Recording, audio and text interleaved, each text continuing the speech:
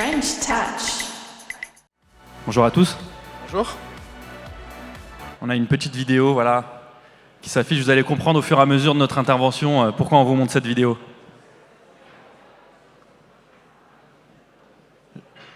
J'aurais peut-être dû mettre de la musique dessus, mais...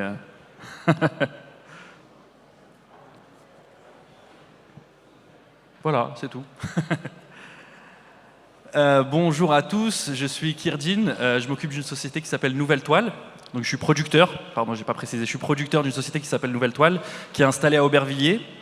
Et voilà, j'ai un parcours qui n'est pas du tout le parcours d'un producteur classique, même si je ne sais pas s'il y a des producteurs classiques, mais je suis autodidacte en fait. Moi j'ai fait des études de sciences politiques qui n'ont rien à voir avec le cinéma, quoique, et du coup je me suis mis à faire des films avec Aubervilliers, avec des amis, et puis finalement c'est devenu mon métier. Bonjour, je suis Pierre Garnier, j'ai un parcours, j'ai bossé chez L'Oréal pendant 7 ans en marketing après avoir fait une école de commerce et je suis devenu producteur moi aussi.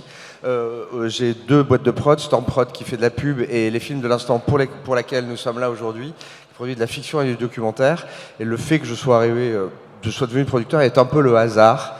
C'est essentiellement lié à mon coup de foudre pour les textes en découvrant un scénario. Et voilà, on s'est rencontrés, Pierre et moi, il y a quelques mois, voire un peu quelques années, grâce à un formidable dispositif qui s'appelle We Build Change et qui est mis en place par une personne formidable aussi qui s'appelle Olivier Sabi. Et c'est un dispositif très important parce que de mon côté, il m'a permis de prendre confiance sur ce que je faisais, sur les productions qu'on faisait et de me sentir à ma place, on va dire, dans cette industrie. Et surtout, ce qui est formidable, c'est que Olivier et donc We Build Change permet de créer des matchings incroyables. C'est un peu, Olivier, il est un peu le Tinder de l'industrie du cinéma. Et c'est comme ça qu'on s'est rencontrés avec Pierre.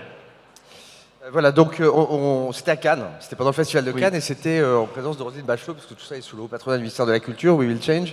We Will Change, c'est effectivement présenter des gens, non pas des talents, des producteurs, des distributeurs, des exploitants, plus ou moins installés, ce qui était mon cas, et quelque part j'étais le parrain, tu étais le filleul.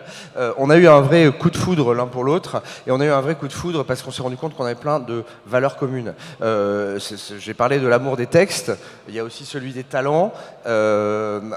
Notre point commun est celui de créer des familles. Je te laisse un peu développer. Oui, et en fait... chacun de notre côté, on a construit des familles. C'est-à-dire que moi, dans ma société, on travaille vraiment de manière familiale. On a des réalisateurs qui sont des amis. Je connais toute leur vie, leurs problèmes, etc. Et Pierre, c'est un peu pareil de son côté avec les gens avec qui il travaille. C'est-à-dire que pour nous, l'humain est central dans notre travail.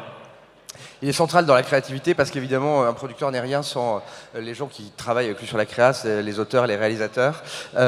Et c'est vrai que ce qui est important, et c'est la raison pour laquelle on est là aujourd'hui, puisqu'on est quand même là pour parler de diversité, au-delà de présenter notre coproduction, on est là pour parler de diversité selon le sens que lui donne le CNC en cinéma et en audiovisuel, et je vais donc le lire tout simplement.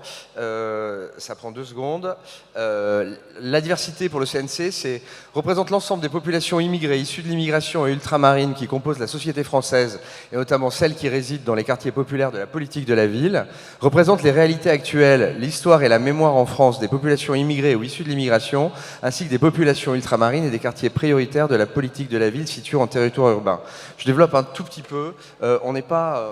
Il y a une chose merveilleuse en France, je trouve, depuis quelques années, et il y en a suffisamment peu pour qu'on puisse le signaler, c'est que le plafond de verre qui faisait que pour un comédien, un scénariste ou un réalisateur noir, arabe, issu des cités, c'était super compliqué d'avoir une existence dans le cinéma ou dans la télé.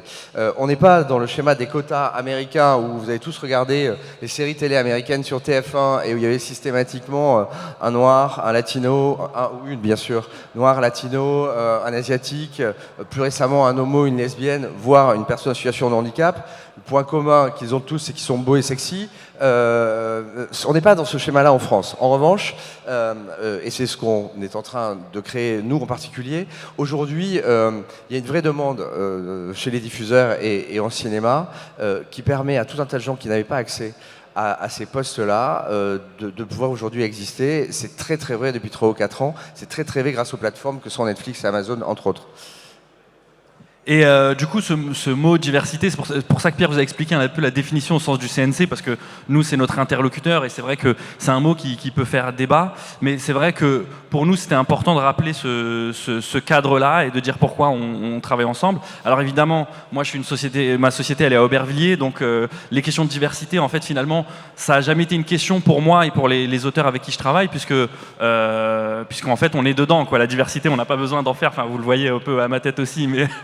Donc du coup, c'est comme ça que cette collaboration s'est faite, où moi je sais que j'ai des talents, des auteurs qui sont formidables et qui ont plein de choses à raconter, etc., qui sont de la diversité, pas tout le temps, mais beaucoup qui sont de la diversité.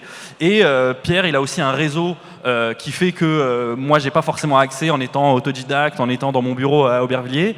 Et ce qui fait que cette collaboration a été alchimique. Et c'est pour ça qu'on vous a montré cette petite vidéo au début. Là, je sais que vous posez des questions, je vous vois un peu interrogé. Mais cette vidéo, c'était pour vous montrer que finalement, on est des chimistes et qu'on prend un peu des ingrédients à droite, à gauche. Et c'est ce qui permet après de créer des œuvres. Et c'est ce qu'on fait, ce qu'on va faire avec Pierre. Et en fait, contrairement au schéma américain, le truc qui est le plus important pour nous, c'est l'authenticité. C'est-à-dire que même si effectivement il n'est pas forcément obligatoire, à partir du moment où on développe une série qui se passe dans une cité, que toutes les personnes qui bossent sur la série connaissent parfaitement le sujet, c'est quand même très très important que la majorité d'entre nous, des producteurs aux créateurs, maîtrisent leur sujet pour avoir une série qui soit totalement authentique et sincère dans ce qu'elle raconte, dans les personnages qu'elle décrit et dans leur trajectoire. Donc notre association, en effet, elle sert avant tout à ça, à proposer très très vite des séries de fiction ou de documentaires qui vont parler de problématiques qui se passent dans les quartiers populaires, de thématiques qui se passent dans les quartiers, et qui soient parfaitement sincères, authentiques, en sortant des clichés que l'on a pu voir depuis quelques années. Donc on n'est pas uniquement dans le trafic de drogue, on n'est pas uniquement dans des conflits gangsters-flics, on est dans plein de choses de la vie quotidienne, de l'humain, de l'intime, et c'est un véritable bonheur que de développer ces projets ensemble.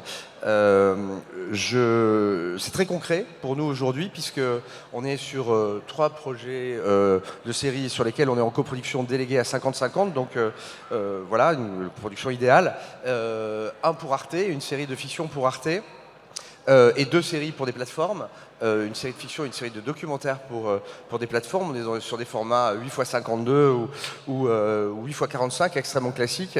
Et on va juste parler de la première, de la plus aboutie. Je ne sais pas si vous connaissez Faiz Again. Je te laisse en parler d'ailleurs parce que c'est ton ami avant d'être notre partenaire. Bah voilà, ce projet-là, c'est un bon exemple de notre collaboration, puisque Faiza, c'est une amie depuis longtemps. Faiz Again, c'est une écrivaine qui a écrit, je sais plus, 5 ou 6 bouquins qui ont cartonné dans le monde, qui ont été traduits dans plein de langues. Et on travaille sur l'adaptation d'un de ses livres qui s'appelle Les gens du Balto. Et comme je vous parlais tout à l'heure, je vous expliquais que voilà, moi j'ai accès à un réseau qui est un réseau d'auteurs qui racontent des choses super intéressantes et super uniques et originales.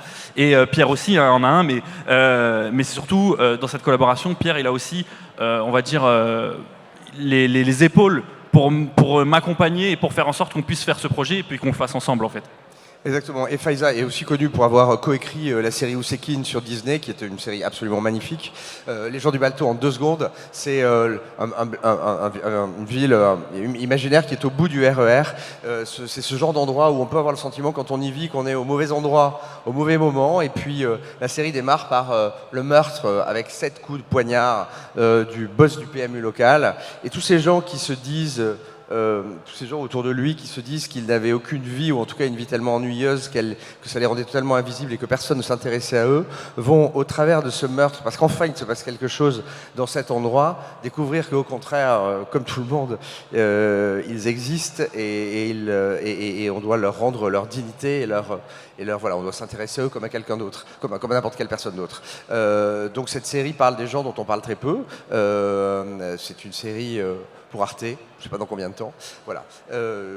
Et voilà, pour conclure, parce qu'on est bientôt sur la fin, je vous invite, parce que je sais qu'il y a beaucoup de gens ici de l'industrie culturelle et créative, je vous invite à avoir la même démarche qu'on a eue ensemble, c'est-à-dire de se rencontrer peut-être parfois 2 mondes qui sont différents, et d'aller chercher enfin ça dépend de vos secteurs, mais voilà, des auteurs, des créateurs, etc., dans les quartiers populaires, parce que vous vous rendez pas compte à quel point il y a du talent incroyable, et parfois, ces personnes-là qui sont dans les quartiers populaires, tout comme moi, ben, ils n'ont pas forcément soit le réseau, ou peut-être même, il y a un truc de oser en fait, de oser aller, peut-être que je ne serais pas parti taper à la porte de Pierre, enfin on ne se serait pas rencontrés s'il n'y avait pas eu We Build Change, et donc je vous invite vraiment à faire cette démarche et d'aller chercher les personnes, des deux côtés hein, d'ailleurs. Voilà.